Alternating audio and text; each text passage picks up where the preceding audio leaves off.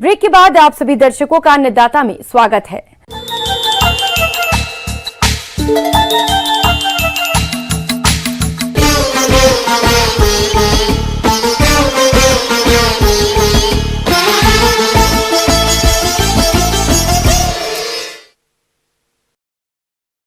प्रदेश के जिन किसान भाइयों ने गेहूं की फसल लगाई है, उनकी फसल में इस समय बालियों में दाने भरने की अवस्था चल रही है और इसी समय कई तरह के कीट रोगों जैसे माहो और पीला रतुआ का प्रकोप भी होता है, जिनका समय रहते नियंत्रण नहीं किया गया तो फसल को अधिक नुकसान होता है। तो किसान भाई गेहूं की फसल में इन कीट रोगों की सही पहचान कैसे करें और नियंत्रण के लिए कौन कौन से उपायों को अपनाएं, इस बारे में जानते हैं कृषि वैज्ञानिक डॉक्टर सुरेश कुमार से।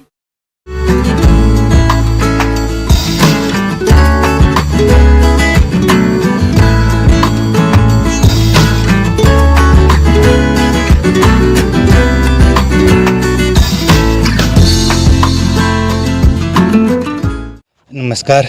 जैसा कि अधिकतर एरिया में जो रबी की जो सीज़न होती है उसमें गेहूं लगाया जाता है। इस समय ये गेहूं की जो स्थिति है वो ये है कि उस सब पर बालियां आ गई है। तो इस समय का जो वातावरण है वो थोड़ा बदलता है, जो मौसम है वो थोड़ा बदलता है। तो मौसम बदलने के कारण कई तरह की बीमारियां आने की संभावना होती है एवं कुछ जो कीट पतंगे हैं वो भी आते हैं। गेहूं की फसल में कीट और रोगों के प्रकोप की वजह से बढ़वार कम होने के साथ ही फसल उत्पादन में भारी गिरावट आती है। इसीलिए सही वक्त पर इनकी पहचान कर समुचित फसल प्रबंधन करना बेहद जरूरी होता है, जिससे अच्छी उपज मिल सके। तो बीमारियों में जो देखा जाए अभी गेहूं में, वो मुख्यतः जो पीला रतुआ है वो बीमारी सबसे ज़्यादा आती है। पीला रतुआ एक ऐसी बीमारी है जो कि गेहूं की फसल में आने लग गई है। किसान भाइयों को तुरंत उसका उपाय करना चाहिए। आज के समय में कोई भी फसल कीट और रोगों के प्रकोप से अछूती नहीं है। ऐसे में बात करें गेहूं में पीला रतुआ की, तो इससे फसल में काफी नुकसान होता है। तो इस रोग की पहचान के लक्षण क्या हैं और रोकथाम के लिए किसान भाई समय रहते कौन से उपायों को अपनाएं, जिससे फसल रोग के प्रकोप से बच जाए और अच्छी उपज मिले। तो मैं सबसे पहले बताऊंगा कि किस तरह से पीला रतुआ की पहचान की जानी चाहिए।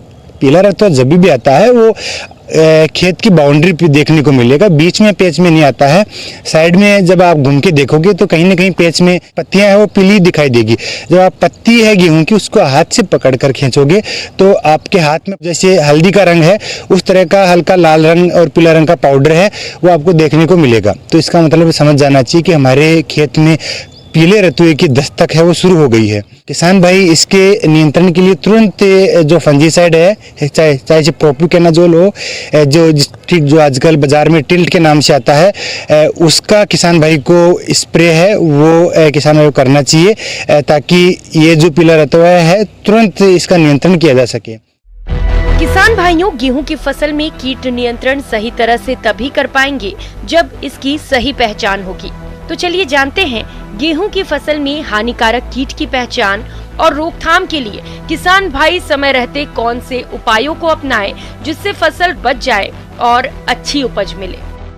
इस समय जो ही थोड़ा बादल का मौसम होगा उस समय जो चेपा, जिसको कई नामों से जाना जाता है, एफिड नाम से, माहो नाम से, चेपा नाम से, हर जगह पूरे भारत में चेपा है वो इस समय जब बादल होते हैं, इस समय जब बालियां पकनी शुरू होती है उसमें आता है। किसान भाइयों को शाम के समय देखना चाहिए। जो चेपा है वो हरे रंग का होता है, वो जब शुरू में होता है, बाद में जब उसकी मैच्योर हो जाता है तो काले रंग का हो जाता है। लेकिन शुरू में जब चूसने का काम करता है वो बाली के ऊपर बैठकर, तो किसान भाइयों को जहाँ पर भी इसके संकेत दिखते हैं, बाली में यदि इसकी संख्या दिखती है, मैं कहूँ यदि एक बाली में यदि किसान भाई को 3 या 4 से ज़्यादा यदि एफिड या माहो की संख्या दिखती है तो उसको तुरंत स्प्रे करना चाहिए। स्प्रे के लिए किसान भाई है या तो नीम का ऑयल जो है उसका इस्तेमाल करना चाहिए। किसान भाई लगभग 3 से 4 ml प्रति लीटर पानी के हिसाब से है वो घोलकर जो नीम का ऑयल है